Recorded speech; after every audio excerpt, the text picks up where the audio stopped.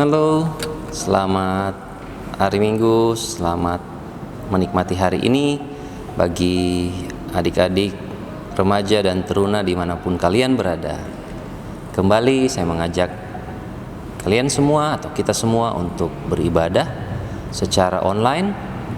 Dan kali ini kita akan menyanyi lagu pembukaan dari lagu Kidung Jemaat 21 Hari Minggu Hari Mulia, dan dilanjutkan dengan lagu Pribadi yang Mengenal Hatiku.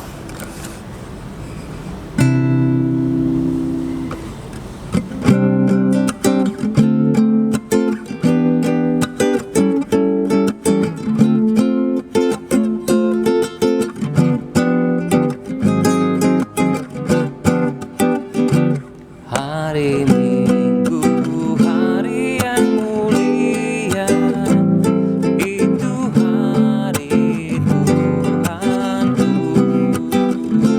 Dia bawa rasa bahagia masuk dalam hatiku.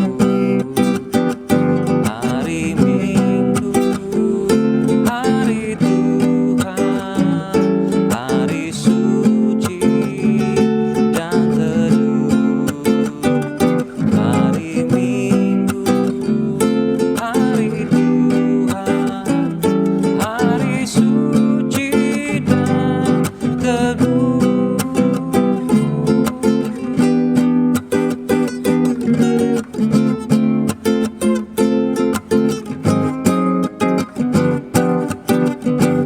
Hari Minggu, hari yang mulia, itu hari Tuhanku. Dia bawa rasa bahagia masuk dalam hatiku. Hari Minggu, hari Tuhan, hari suci dan teduh.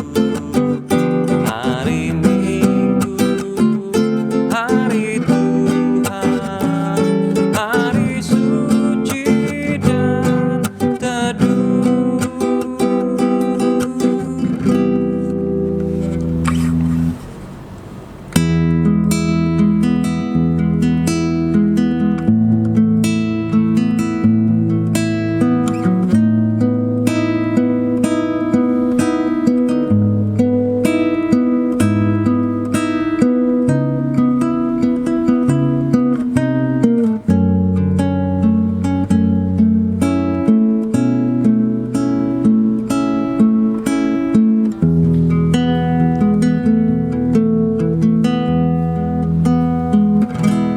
Seperti rusa yang haus, rindu aliran sungaimu.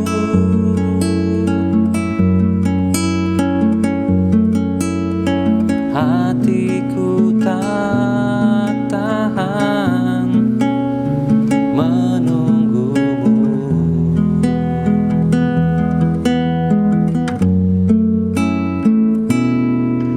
Bagai padang gersang menanti datangnya hujan,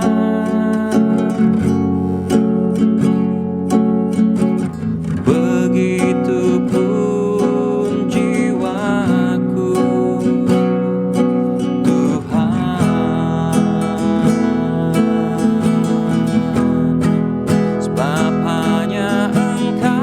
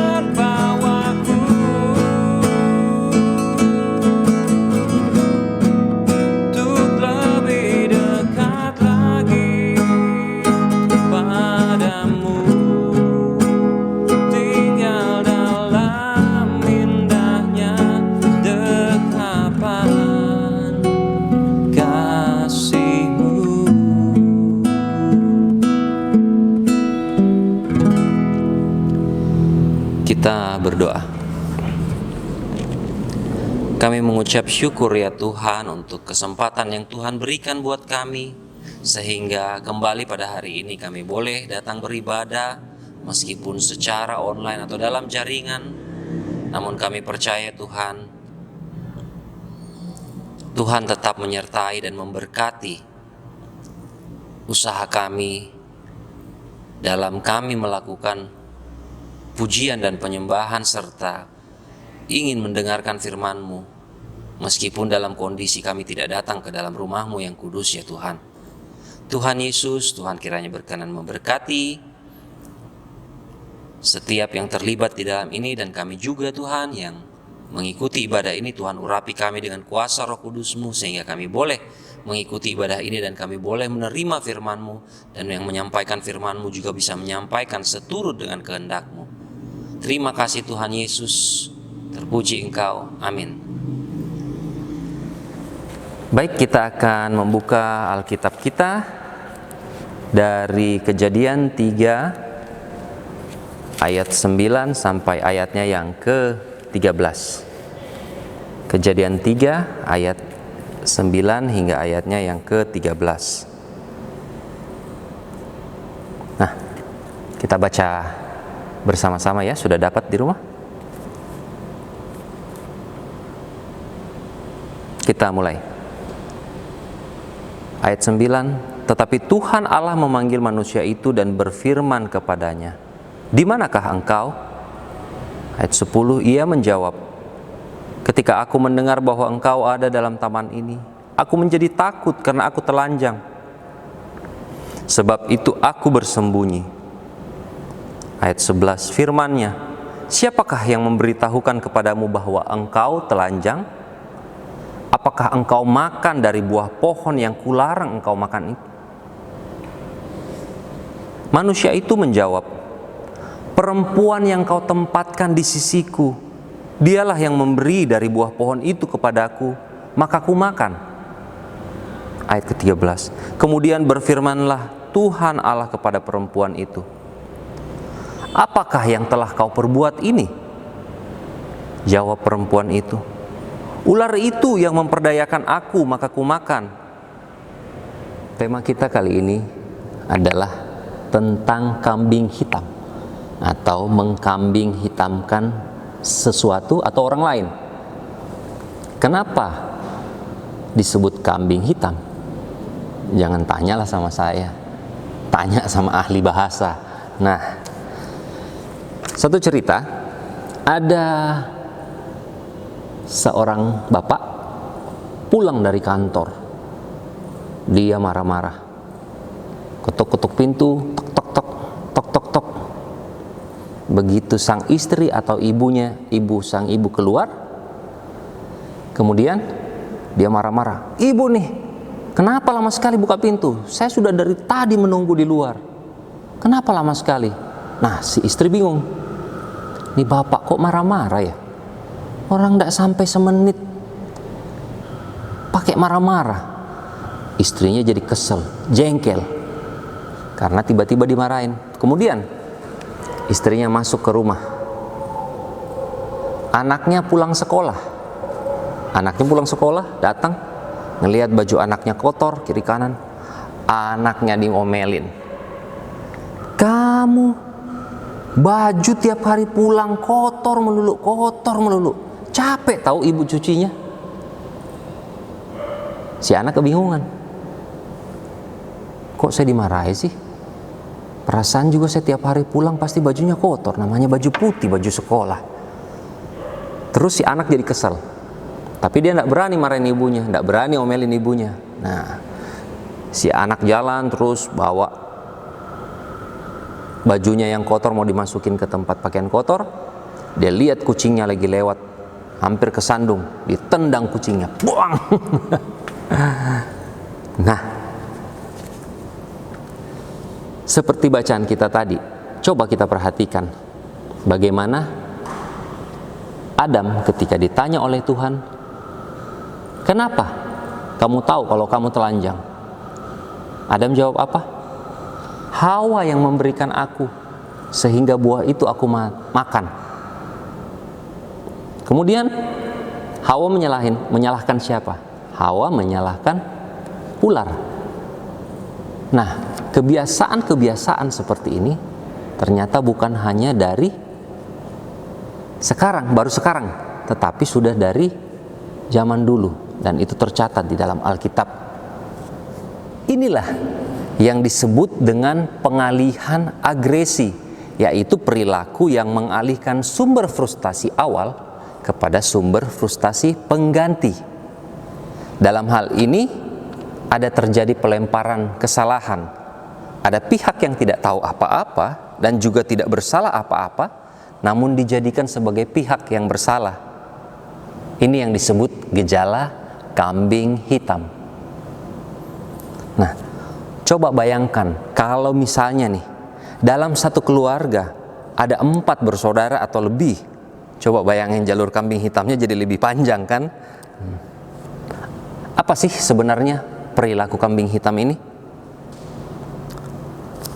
Orang yang mencari kambing hitam ketika ingin melindungi diri dari suatu kenyataan yang tidak mau diterimanya, karena tidak mau bertanggung jawab atas suatu kesalahan, sehingga ia cepat-cepat mempersalahkan orang lain atau mencari alasan untuk membela diri. Jadi ketika ada kesalahan yang dilemparkan ke dia, baik itu salah maupun itu sesuatu yang benar, dia langsung mempertahankan diri. Dia tidak menerimanya lebih dulu, memperhatikan lebih dulu apakah ini salah atau ini tidak, apakah betul saya sedang dikoreksi ataukah tidak. Nah, tidak seperti itu dengan orang ini. Akhirnya ketika dia disalahkan, kemudian dia menyalahkan lagi orang lain. Hal-hal seperti ini seringkali kita alami, baik kita yang mencari kambing hitam atau kita yang dijadikan sebagai objek kambing hitam. Misalnya, kakak mempersalahkan adik, adik mempersalahkan adiknya lagi mempersalahkan adiknya lagi, dan selanjutnya.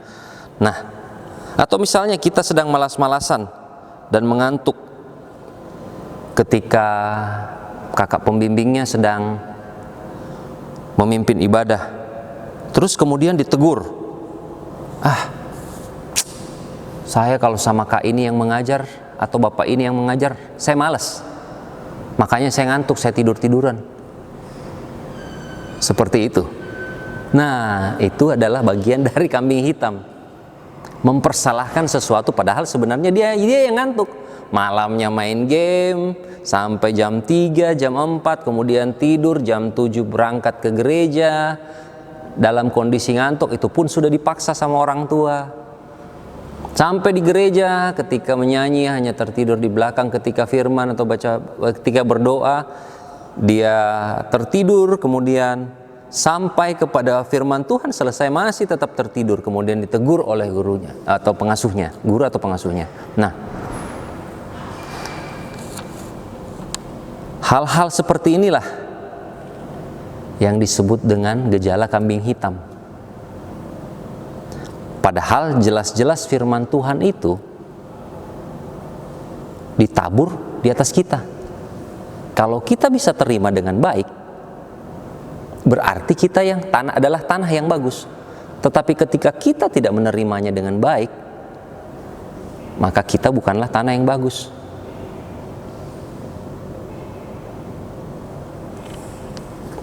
Mental mempersalahkan ini sudah ada sejak dulu, seperti bacaan kita tadi. Dan kita begitu mudahnya melemparkan kesalahan pada orang lain dan mencari kambing hitam. Kenapa demikian? Karena kita merasa bahwa kita tidak salah. Kita mungkin tidak pernah salah, atau kita merasa kita selalu benar dan orang lain tidak. Kita kadang tidak mau mengakui kesalahan dan mau selalu kelihatan yang baik. Padahal kita bukanlah manusia yang sempurna, dan tidak ada satupun manusia yang sempurna di dunia ini selain Yesus yang Tuhan dan juga manusia. Tapi begitu kita melihat kesalahan orang lain, seolah-olah kesalahan orang lain itu besar sekali. Kita mungkin lihatlah beberapa kejadian mungkin di tempat kalian, atau mungkin kita boleh ambil contoh tentang kondisi negara kita saat ini. Bagaimana politik di negara kita, bagaimana kelompok yang satu dengan kelompok yang lain saling mempersalahkan. Wah, si ini nggak benar nih ambil keputusannya, si ini nggak benar nih, akhirnya jadi begini, akhirnya kita kondisinya seperti ini. PHK di mana-mana misalnya seperti itu. Nah, mengapa kita tidak mau mengakui kesalahan? Karena masih ada ego di dalam diri kita, dan itu adalah buah dari hal-hal yang tidak baik yang terjadi dalam diri kita.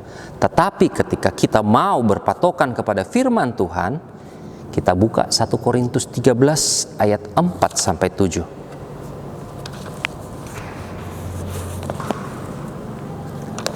Kita buka 1 Korintus 13 ayat 4 sampai 7. Saya bacakan. Kasih itu sabar, kasih itu murah hati, ia tidak cemburu, ia tidak membanggakan diri dan tidak sombong. Ia tidak melakukan yang tidak sopan dan tidak mencari keuntungan diri sendiri. Ia tidak pemarah dan tidak menyimpan kesalahan orang lain. Saya ulangi. Ia tidak melakukan yang tidak sopan dan tidak mencari keuntungan diri sendiri. Ia tidak pemarah dan tidak menyimpan kesalahan orang lain. Saya lanjutkan ayat yang ke-6. Ia tidak bersukacita atas ketidakadilan, tetapi karena kebenaran. Yang ke-7, ia menutupi segala sesuatu, percaya segala sesuatu, mengharapkan segala sesuatu, sabar menanggung segala sesuatu. Tuhan Yesus datang untuk membawa hukum kasih, dan buah dari kasih itu adalah seperti bacaan kita tadi, 1 Korintus 13 ayat 4 sampai 7. Saya ulangi tadi ayat yang kelima dan saya bacakan kembali ayat yang kelima. Ia tidak melakukan yang tidak sopan. Tidak sopan salah satunya termasuk mempersalahkan orang lain, dan tidak mencari keuntungan diri sendiri. Tidak mencari keuntungan diri sendiri artinya dia tetap menerima bahwa ketika itu kesalahannya dia salah, tidak mempersalahkan orang lain. Ia tidak pemarah dan tidak menyimpan kesalahan orang lain. Tidak pemarah, bedakan antara marah dengan pemarah ya. Pemarah itu kerjaannya marah melulu sepanjang hari. Sering sekali marah, sedikit-sedikit marah, sedikit-sedikit marah. Susah senyum katanya. Nah, dan tidak menyimpan kesalahan orang lain. Nah, ketika ada kesalahan ketika ada kesalahannya orang lain yang terjadi kepadanya, dia tidak melampiaskan kepada orang lain atau tidak membalasnya kembali kepada orang yang dianggapnya bersalah pada dia. Itulah buah-buah dari kasih. Ada pertanyaan? Kalau ada pertanyaan, silahkan di email atau tulis di kolom komentar. Kalau agak privat, kirim lewat email. Tapi karena waktunya tidak cukup, soalnya waktunya dibatasi, dan tadi malam juga listrik mati, jadi saya tidak bisa nulis banyak-banyak ya. Kita selesaikan saja atau kita tutup saja ya pembacaan firman-Nya hari ini dan penyampaian khotbahnya hari ini. Tuhan Yesus memberkati. Tiba saatnya kita akan memberikan persembahan kita, dan sama seperti minggu-minggu yang lalu, persembahan kalian masukkan ke dalam amplop di rumah masing-masing. Kemudian jika satu saat kalian berkesempatan, bawa persembahan kalian ke gereja di mana kalian terdaftar atau kalian dilayani. Dan untuk mengiringi persembahan kita akan menyanyi dari PKJ 147, Di Sini Aku Bawa.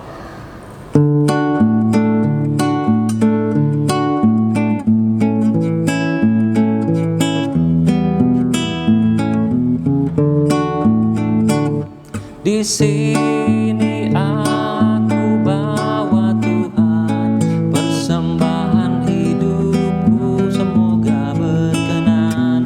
Berapalah nilainya Tuhan, bandingkan berkat-Mu yang tak kau lihat.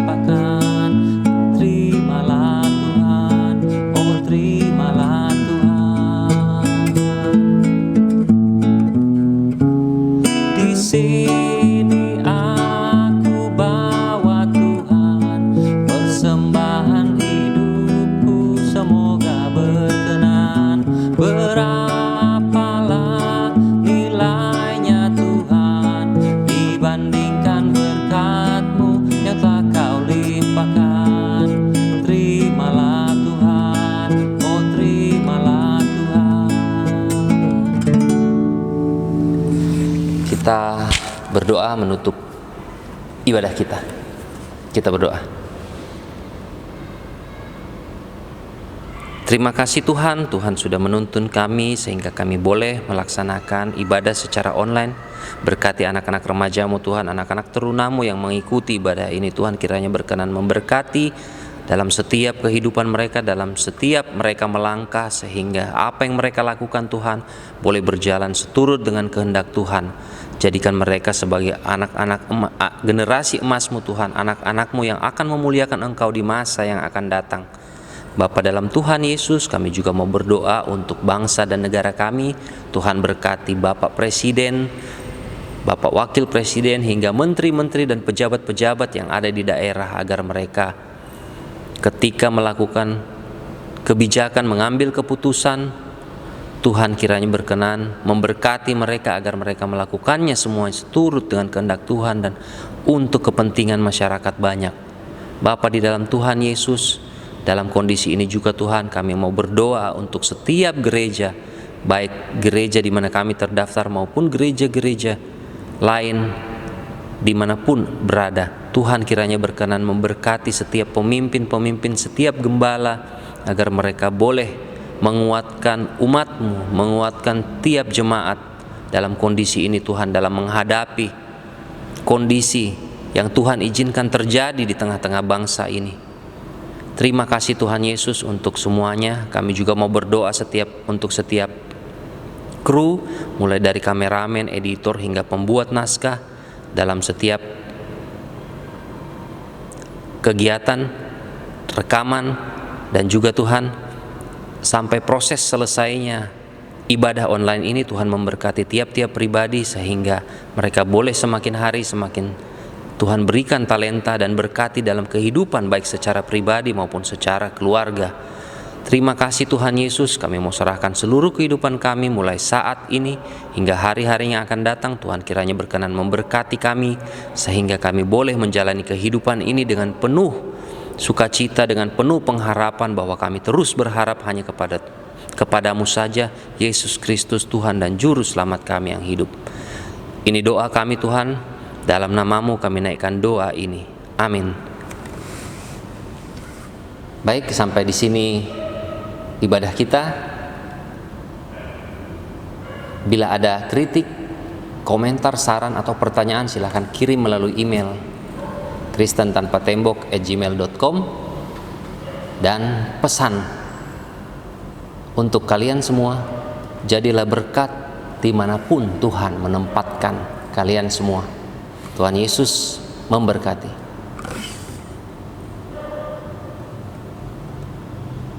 Terima kasih sudah menonton channel Kristen Tanpa Tembok, KTT Channel.